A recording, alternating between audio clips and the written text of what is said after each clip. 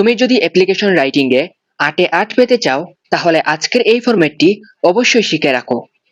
কারণ এই একটি ফরম্যাট ব্যবহার করে তুমি science fair, multimedia classroom, seat in the college hostel, college centre, extra class, study tour, debating club, common room facilities সহ অনেকগুলো গুরুত্বপূর্ণ অ্যাপ্লিকেশন লিখতে পারবে। সবচেয়ে মজার বিষয় হলো এখানে আলাদা আলাদা অ্যাপ্লিকেশন মুখস্থ করার প্রয়োজন নেই। শুধু একটি ফরম্যাট মুখস্থ করলেই সবগুলো অ্যাপ্লিকেশন লিখতে পারবে। শুধু এখানে টপিকের অংশে টপিকটা পরিবর্তন করবে, কিন্তু ফরম্যাট একই থাকবে।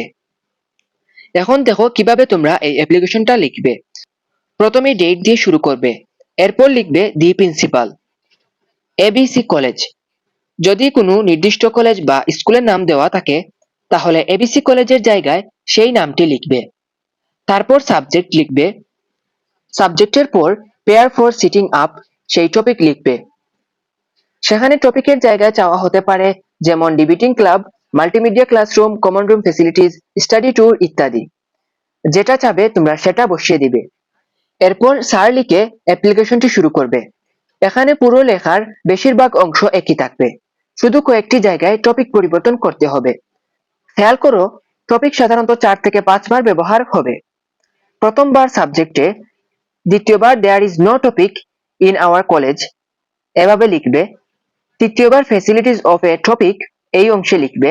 এরপরে চতুর্থবার দেখো we want to set up topic অংশে, এবং পঞ্চমবার শেষ লাইনে grant us for setting up topic অংশে। অর্থাৎ পুরো অ্যাপ্লিকেশনে শুধু টপিক পরিবর্তন করলেই তোমার নতুন অ্যাপ্লিকেশন তৈরি হয়ে যাবে।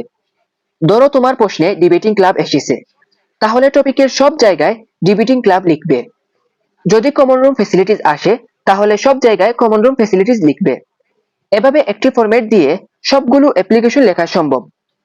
আরেকটি গুরুত্বপূর্ণ বিষয় হলো অ্যাপ্লিকেশন লেটার এবং ইমেল লেখার সময় চেষ্টা করবে যেন পুরো উত্তরটি একটি পৃষ্ঠার মাধ্যমে শেষ হয়, কারণ সাধারণত এগুলো এক পৃষ্ঠার মধ্যেই লেখা উত্তম।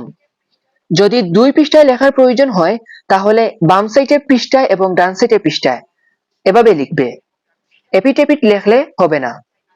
এক কথায় বলতে গেলে স্যারদের জন্য পৃষ্ঠা উল্টানোর প্রয়োজন না হয়, এমনভাবে লিখবে যেন এক পৃষ্ঠায় হয় অথবা বাম পৃষ্ঠায় এবং ডান পৃষ্ঠায় হয়ে যায়। তাই আজকের এই ফরম্যাটটি ভালোভাবে শিখে নাও। আমার বিশ্বাস পরীক্ষায় অ্যাপ্লিকেশন রাইটিং অংশে পুরো 8 মার্ক পাওয়ার সুযোগ থাকবে। তোমাদের আর কোন বিষয়ে এমন ফরম্যাট লাগবে অবশ্যই কমেন্ট করে জানাবে। ভিডিওটি ভালো লাগলে লাইক দাও, বন্ধুদের সাথে শেয়ার করো এবং আমাদের ফেসবুক পেজ এবং ইউটিউব চ্যানেলটিকে সাবস্ক্রাইব করতে এবং ফলো করতে ভুলবে না। সবাই ভালো থাকো, ধন্যবাদ সবাইকে।